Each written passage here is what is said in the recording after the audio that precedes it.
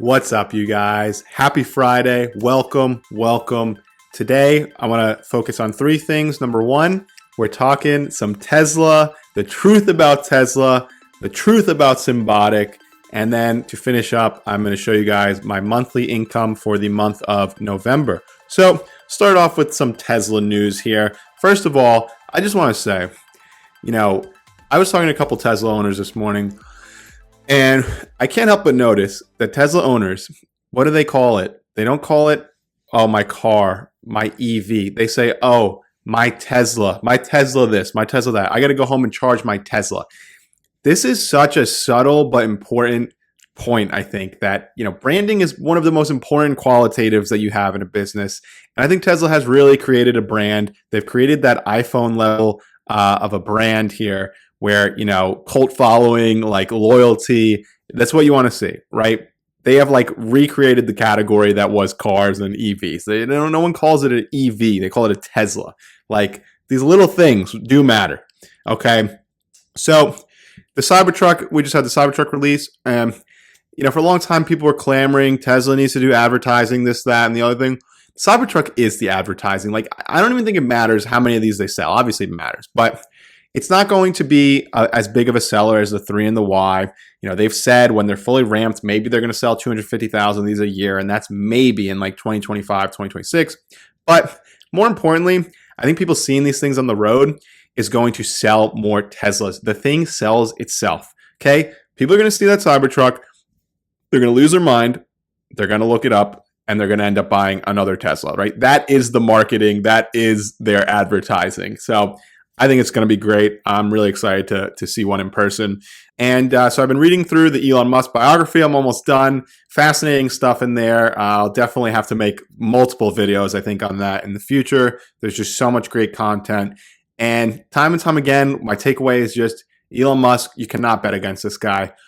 The guy made reusable rockets 10 years ago. To date, still no other company or government has been able to create a reusable rocket, okay? They said it was impossible. They said Tesla selling 500,000 vehicles by 2020 was impossible. They continue to call it impossible, and Tesla continues to deliver. They might be a little late, but they do deliver in the long run. So let's take a look at the truth about Tesla here. I think this tweet by Alex Avoit sums it up perfectly. Many who thought automakers, whoops, let me share my screen here. Sorry, guys. Let's just share it all. All right, cool. Okay, so many who thought automakers were catching up to Tesla are stunned after the Cybertruck delivery event at how they fundamentally reinvented the car. But that's been obvious and transparent for years. Tesla told everybody, but even after the Model 3 and Y, they didn't listen. It's part of Tesla's DNA to never stop inventing, and their pace of innovation has never slowed down, but actually accelerated. In the long run, pace of innovation is all that matters, and while Tesla accelerates, all others are slower. Therefore, the innovation gap and the competitive gap is widening. So let's break this down a little bit. Historically, Apple has been this revolutionary company that moved so fast. It was like nothing we've ever seen before. The pace that they've moved. And you talk to people who've worked at Apple. This is common knowledge out there. And Tesla. Tesla moves at a pace that is even faster. It dwarfs that of Apple, which was kind of like the industry standard, right? And just again, you look at the products, look at how fast they've gone to this point. I mean, just a few years ago, they were selling 500,000 cars. Again, when people said that was impossible. Now this year, they're going to get close to 2 million, maybe 1.8 million vehicles sold. So this pace of innovation is key because, they make statements like Elon Musk has said, patents are for the weak. Tesla, historically, patents have kind of been a moat. Companies use them to stay ahead, right? They patent stuff so that other companies can't use it. And what does Tesla come along and do? They open source all their patents, okay?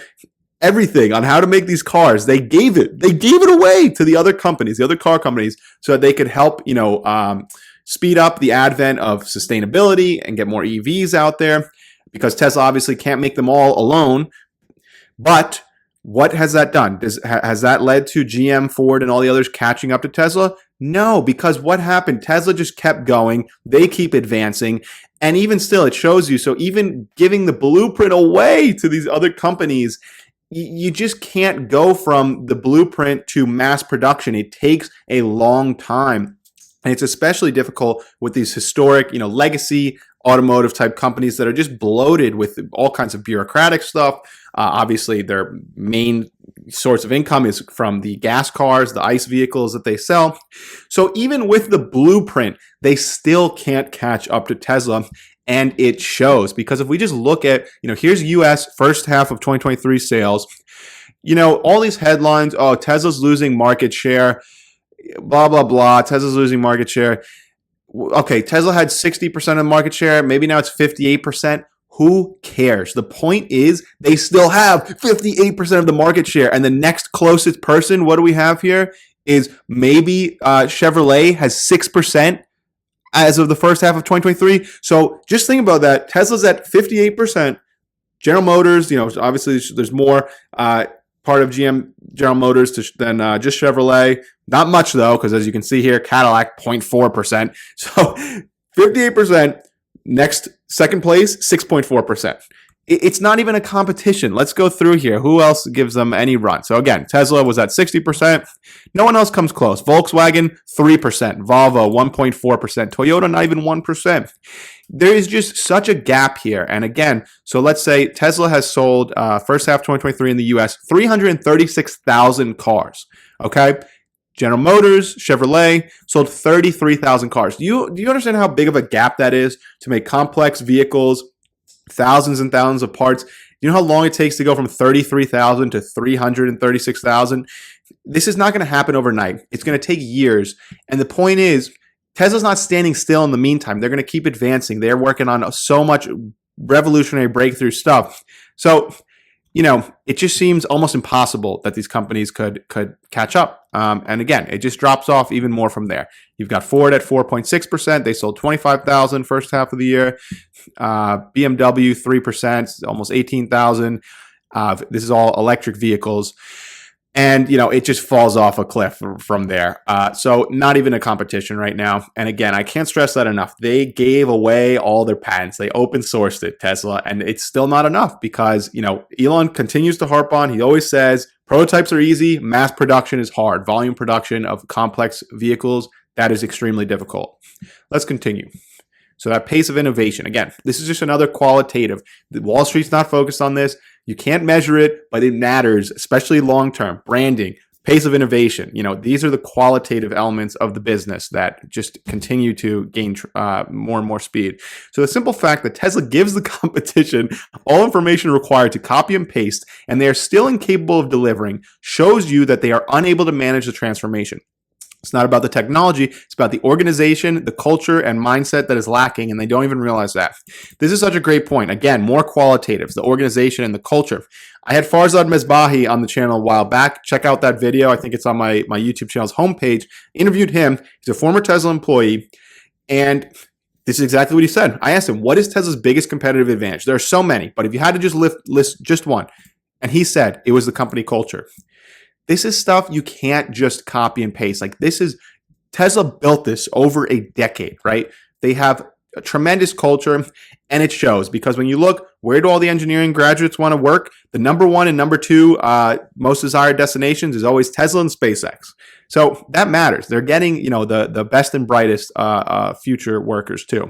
Looking back, Tesla has accomplished exactly what I published articles about years ago, extending their technological lead over all other automakers, and they're not going to stop. They literally have done what everybody says is impossible, and they will do that in the future again. Time and time again, this is what we've seen happen here. So I don't know why people think that's all about to change now. After the Cybertruck, we'll see the groundbreaking technology applied to an affordable $25,000 small compact car. And once again, Tesla will extend its lead and leave the competition far behind. So this is something that Elon Musk, he had an interview with Sandy Munro the other day, and he was talking about this, that we may be closer to this $25,000 compact car hitting the road than people realize. And just think, Tesla's the only company making EVs at a profit right now. Everyone else is losing money on every EV they sell, whether they're a pure play EV maker like Rivian or a legacy like GM. They're only making money off their gas cars over at GM. They're not making a profit on their EVs. So what happens when, Tesla's Model 3 price is, I think it's starting at 33,000 right now. What happens when they up the stakes even more? And now other companies have to scramble to try and compete with a $25,000 compact car that's cheaper than a Toyota Camry.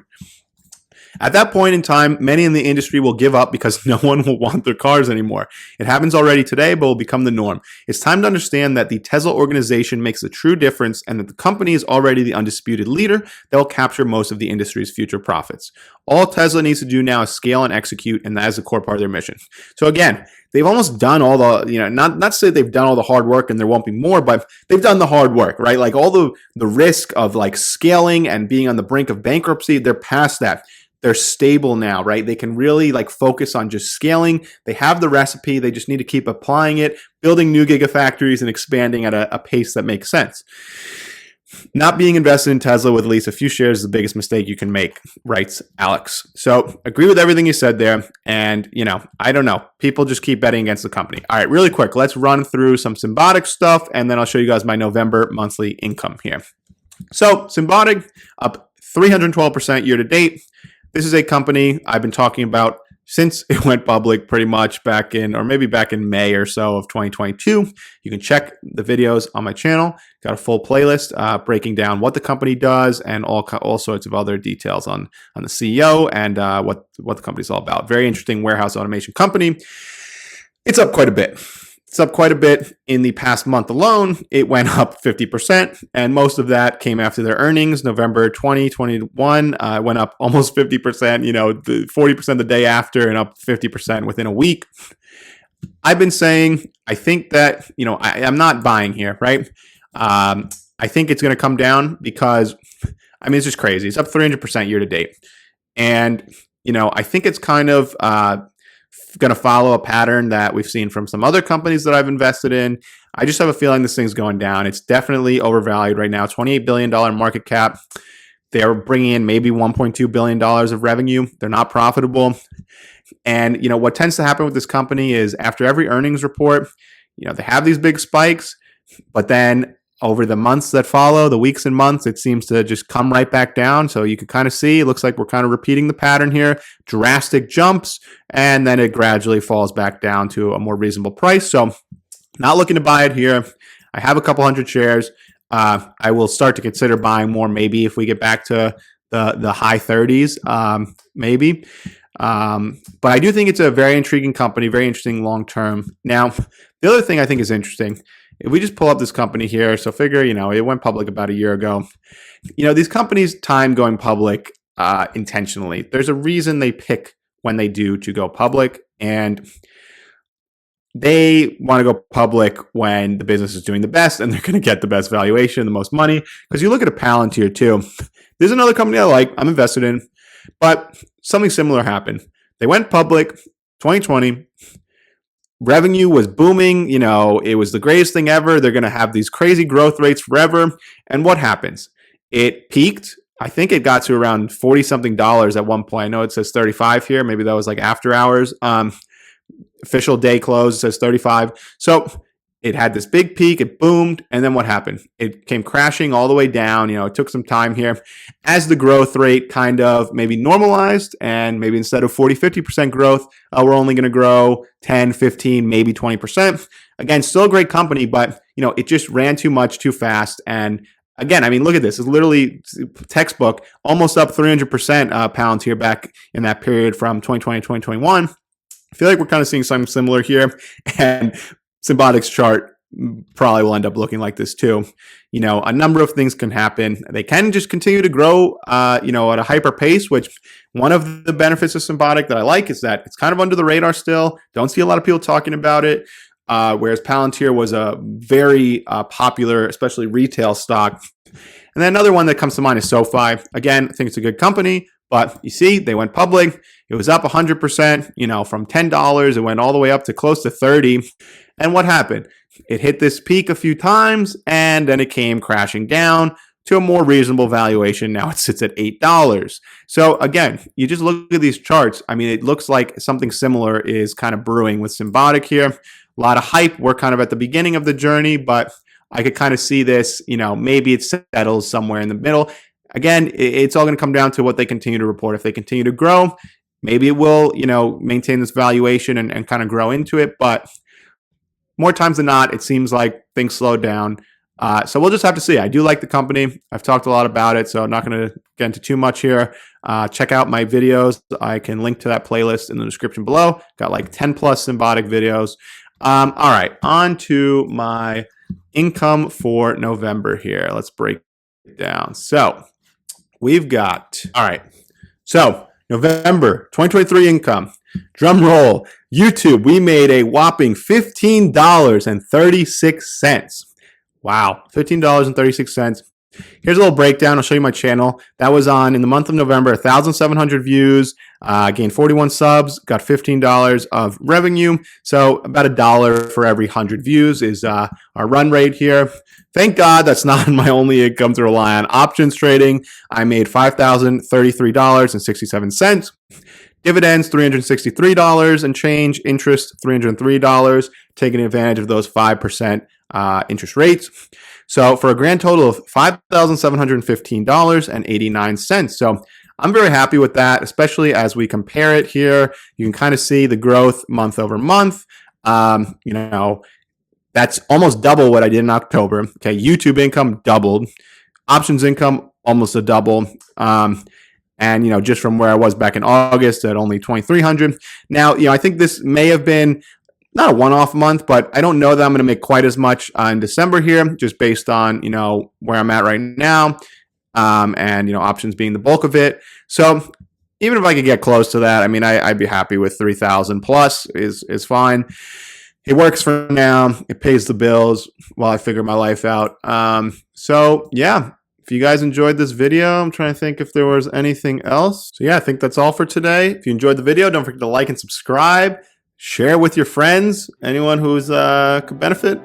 And let me know, and I look forward to hearing what you guys think in the comments below.